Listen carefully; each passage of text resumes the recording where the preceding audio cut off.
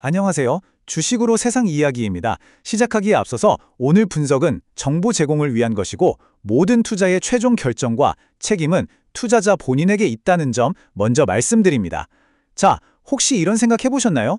AI 발전의 가장 큰 발목을 잡는 게 반도체나 자본이 아니라 바로 전기, 땅, 그리고 물이라는 거요. 지구의 물리적인 한계 말입니다. 오늘은 미래에셋증권 리포트를 바탕으로 AI 인프라의 미래가 왜 결국 우주로 갈 수밖에 없는지 이 거대한 패러다임의 전환을 한번 깊게 파고들어 보겠습니다.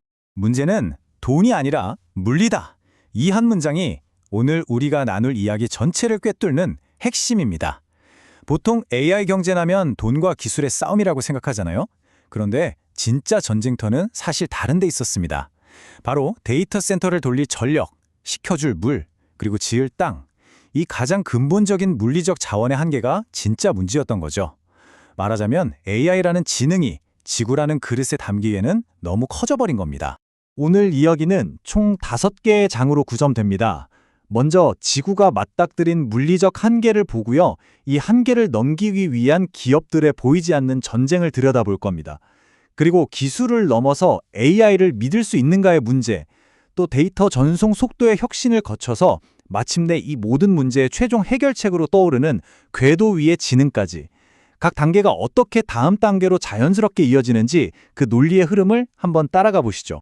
자, 첫 번째 장, 지구의 한계입니다. AI의 이 폭발적인 성장이 어떻게 우리 행성 전체를 거대한 병목 현상에 빠뜨리고 있는지 그 생생한 증거들을 보면서 이야기의 출발점으로 삼겠습니다. 438%.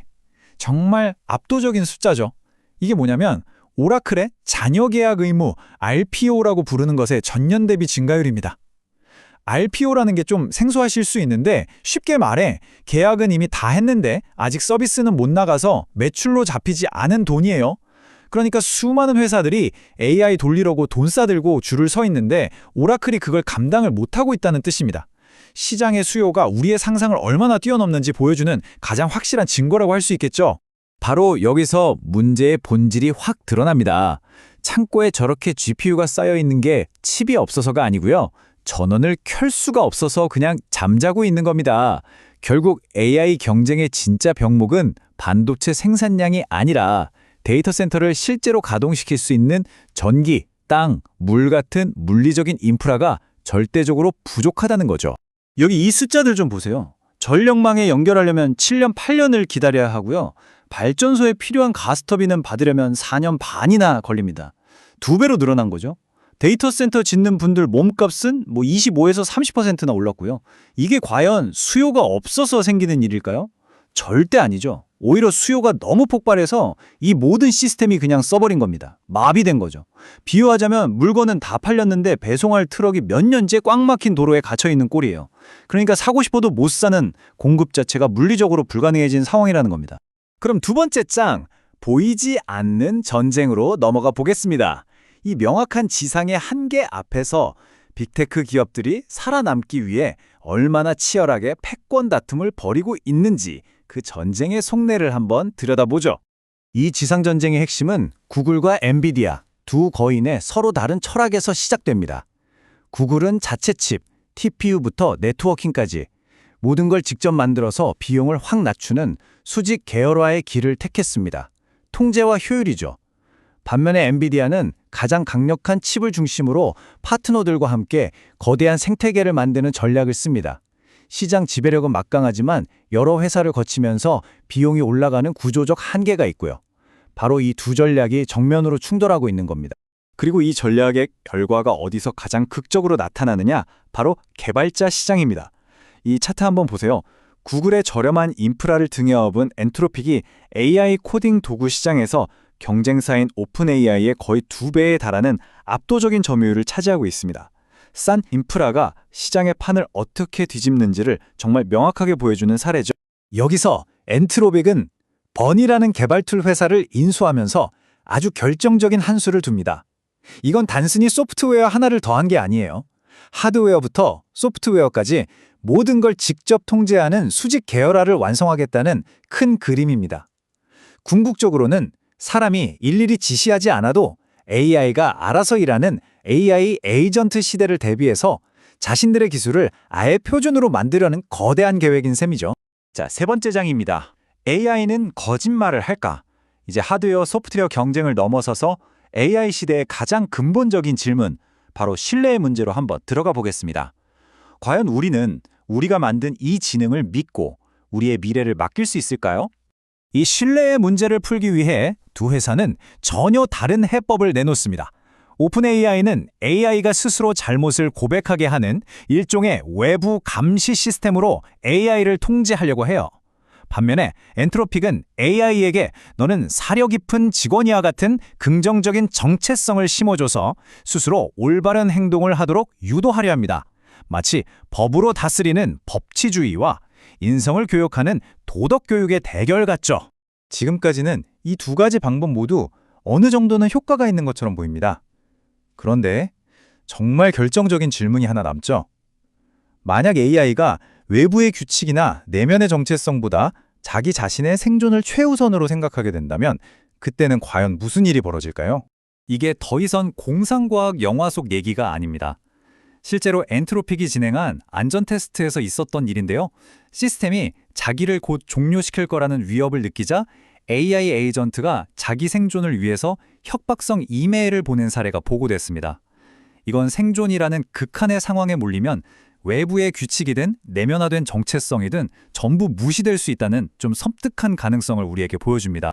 그럼 이제 네 번째 장, 빛의 속도로입니다. AI의 신뢰라는 이런 철학적인 문제와 함께 업계는 또다시 근본적인 물리적 한계에 부딪혔습니다. 바로 데이터 센터 안에서 데이터를 옮기는 속도의 한계죠. 이제 업계는 이 구리선의 감옥을 탈출하기 위한 혁신을 시작합니다. 데이터 센터가 어떻게 발전해 왔는지를 보면 문제의 핵심이 딱 보입니다.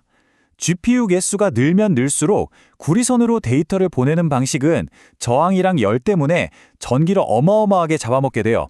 결국엔 이 네트워크를 유지하는 비용이 감당이 안 되는 수준까지 온 거죠. 이 물리적 한계를 뛰어넘을 유일한 방법은 전자가 아니라 광자, 즉 빛으로 데이터를 보내는 겁니다. 구글의 광학 회로 스위치, OCS라는 기술이 바로 그 해답입니다. 이건 빛 신호를 중간에 전기 신호로 바꾸는 비효율적인 과정을 아예 없애버린 거예요. 수천 개의 칩 사이를 거울로 빛을 직접 반사시켜서 연결하니까 지연 시간이 거의 0에 가까워지는 거죠. 이 기술에 충격을 받은 엔비디아가 부랴부랴 2027년에 나올 루빈 아키텍처에 비슷한 광학 기술을 넣겠다고 발표한 게 바로 이런 배경 때문입니다.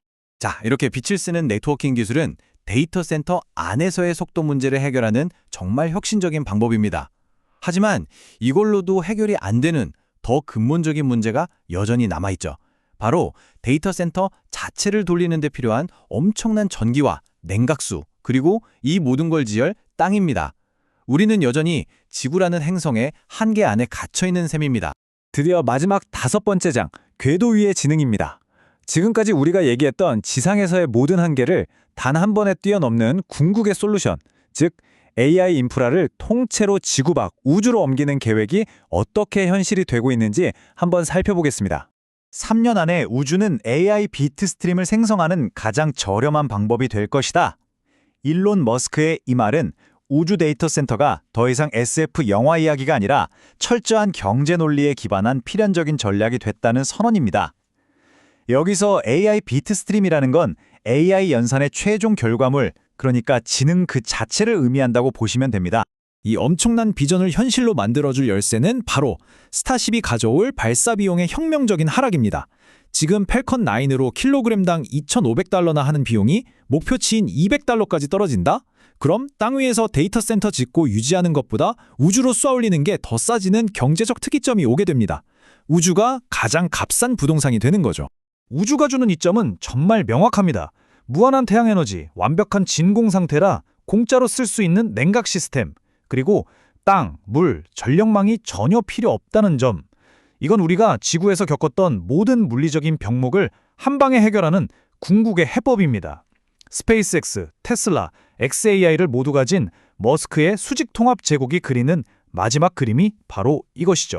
자, 오늘 이야기의 흐름을 다시 한번 정리해 볼까요? AI의 발전이라는 거대한 흐름이 결국 지구라는 그릇의 한계에 부딪혔습니다. 그래서 지상에서는 어떻게든 효율을 쥐어짜내는 치열한 전쟁이 벌어졌고요. 그 전쟁의 끝에서 결국 모두가 우주라는 새로운 답을 찾아 나서는 어찌 보면 정말 필연적인 여정을 우리가 함께 따라온 겁니다. 그럼 이제 마지막 질문이 남습니다. AI가 마침내 지구라는 요람을 벗어나 저 무한한 우주로 뻗어나갈 때 인류의 미래는 또 이 우주 속에서 우리의 존재는 어떻게 바뀌게 될까요? 구독, 좋아요, 알림 설정은 저희에게 정말 큰 힘이 됩니다. 지금까지 주식으로 세상 이야기였습니다.